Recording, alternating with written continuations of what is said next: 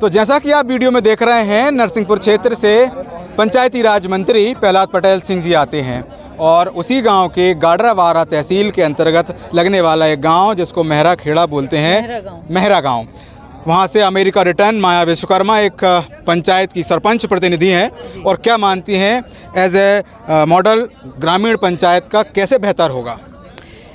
देखिए, मैं निर्विरोध सरपंच हूँ। मेरी पंचायत पिंक पंचायत है। जो अभी समरस पंचायतें कुछ बनी थी, उसमें मुझे लगता है ये मध्य प्रदेश की ऐसी पंचायत होगी जो महिलाएं आगे आकर काम कर रही हैं और उसके सारे निर्णय महिलाएं ले रही हैं। क्योंकि हम सब देख रहे हैं कि समरस पंचायतों तो बनी है, लेकिन वो कहीं रिजर्वेशन या कहीं इस तरह से जो पीछे के लोग, उनको महिलाओं को पीछे करके आगे के लोग पंचायतें चला रहे। तो मैं कुछ चीज़ें जो पंचायत में काम करने के दौरान जो हमें आई, वही मैं बताना चाहती हूँ कि हर एक सरपंच का सपना होता है कि वो अपने गांव में सबसे अच्छा स्कूल बनाए, सबसे अच्छा स्वास्थ्य केंद्र बनाए, सबसे अच्छी योजनाएं जो लाभ आ रहे हैं वो गरीब लोगों को दे। लेकिन पंचायत में आने के दौरान ये पता चला कि सरपंच के पास ये पावर ही नहीं है कि वो अपने गांव में अच्छा स्कूल बना सके। हमने अपनी ग्राम पंचायत में, ग्राम सभा में प्रस्ताव पास किया कि हमारे गांव का स्कूल जर्जर है। शिक्षा मंत्री हमारे विधायक हैं, उनको हमने 10 बार आवेदन दिया है कि हमारा स्कूल जर्जर है, बच्चे कभी भी मर सकते हैं। हम आपको बार बार आवेदन कर रहे हैं। मतलब वो जर्जर स्कूल में रखने को तैयार हैं, लेकिन हमको अनुमति देने को तैयार नहीं है कि आप यहाँ पर स्कूल, ये जर्जर भवन तोड़ के यहाँ पे एक नया स्कूल का निर्माण करें। आप बताइए कि यदि गाँव के 80% बच्चे जो सबसे गरीब हैं, जो प्राइवेट स्कूल की पढ़ाई नहीं कर पाते हैं, जो प्राइवेट स्कूल नहीं जा पाते हैं, वो सभी सरकारी स्कूलों में पढ़ रहे हैं। और आज सरकारी स्कूल में सबसे खराब मिड डे मील आ रहा है, सबसे खराब पढ़ाई हो रही है। कोई टीचर जो है पढ़ाई की तरफ ध्यान ना देकर वो अन्य योजनाओं में लगाए। मतलब किस तरह की हम पंचायत बनाना चाहते हैं। जब हम शिक्षा ही अच्छी नहीं कर पाएंगे, हमारे बच्चों को 10वीं 12वीं तक नहीं पढ़ा पाएंगे, जो गरीब तबका है उसकी इतनी हिम्मत नहीं है कि वो भोपाल आके पढ़ाए या कहीं अन्य शहरों में जाके पढ़ाए। तो हमने कई बार निवेदन किया, हम वहाँ के सरपंच हैं, हमारी पूरी पंचायत ने ये मांग रखी है। उसके अलावा और भी स्वास्थ्य केंद्र है, स्वास्थ्य केंद्र भी हम चाह रहे हैं कि हमारे यहाँ आए। और जो योजनाएं हैं, जैसे ये बहन जी ने कहा कि हम चाहते हैं कि जो BPL कार्ड हैं वो सबसे पहले सरपंच चिन्हित करे कि इस व्यक्ति को मिलना चाहिए जो अति गरीब है, क्योंकि उसके पास कुछ कागज़ नहीं है दिखाने को, ना आधार कार्ड है ना कोई अन्य कागज़ हैं, तो वो मतलब BPL का हकदार नहीं है। और जो सबसे आदमी सामंत लोग हैं वो सब लोग BPL लेके बैठे हैं। आप सोचिए, यहाँ सारे सरपंच हैं, वो बता सकते हैं कि अति गरीब लोगों के पास में BPL नहीं है। और जब हम जाते हैं तहसीलदार के पास, वो कहते हैं कि आपके यहाँ तो कोटा पूरा हो गया।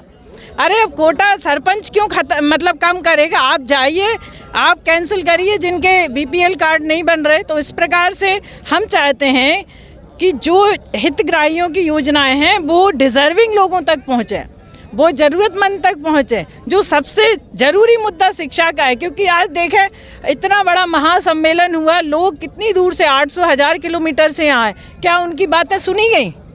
नहीं सुनी गई। इसीलिए नहीं, क्योंकि हम चाह ही नहीं रहे कि हम अपने गांव में सरपंचों को शिक्षित बनाकर उनकी आवाज़ हम संसद या असेंबली में लेकर आए। क्योंकि यहाँ पर सब मतलब जो बातें रखने आए थे सरपंच, उनकी तो बात पूरी नहीं हुई, ना उनकी मांगें सुनी गई, ना कुछ हुई। तो मेरा मतलब ये है कि सरपंच को कम से कम इतना अधिकार तो दिया जाए कि गांव में कौन सी चीज़ सबसे ज़रूरी है, कौन सी चीज़ कौन से लोग सबसे ज़्यादा ज़रूरतमंद हैं, उनको ये सुविधाएं सबसे पहले मुहैया कराई। लेकिन नियमावली कहती है कि पंचायत का प्रतिनिधि जो निर्णय ले सकता है वो कोई नहीं ले सकता। इतनी मजबूती सरपंच को दी गई है, लेकिन क्या सरपंच बाध्य हैं? क्या सरपंच काम नहीं कर पा रहे? इसको लेके आप क्या कहेंगे? देखिए, सरपंच वास्तव में बाध्य हैं।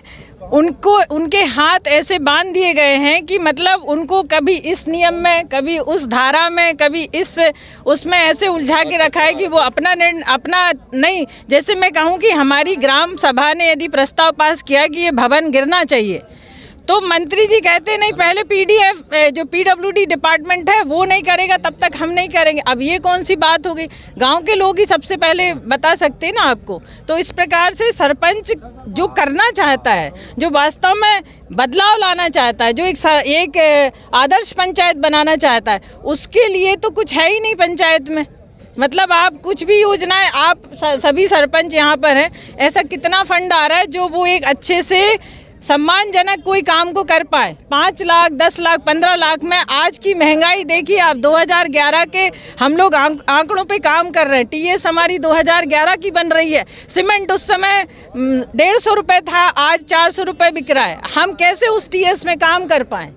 और यदि हम ज़्यादा उसमें कुछ कर रहे हैं तो फिर आगे हमारे इंक्वायरी बढ़ जाएगी, फिर आगे इंक्वायरी में हम फिर पेश ही करते फिरेंगे। ये तो एक तरह से सरासर गलत है कि आप जो आंकड़े कुछ आपके दिखा रहे हैं, काम कुछ हमारा दिख रहा है, और ऊपर से पोर्टल को पूरा ओपन कर दिया है। तो हर कोई आजकल फ़ोन लगाता है और मांग करता है कि ये आपने कहाँ किया। तो ये सब चीज़ें, इसको व्यवस्थित करने की ज़रूरत है।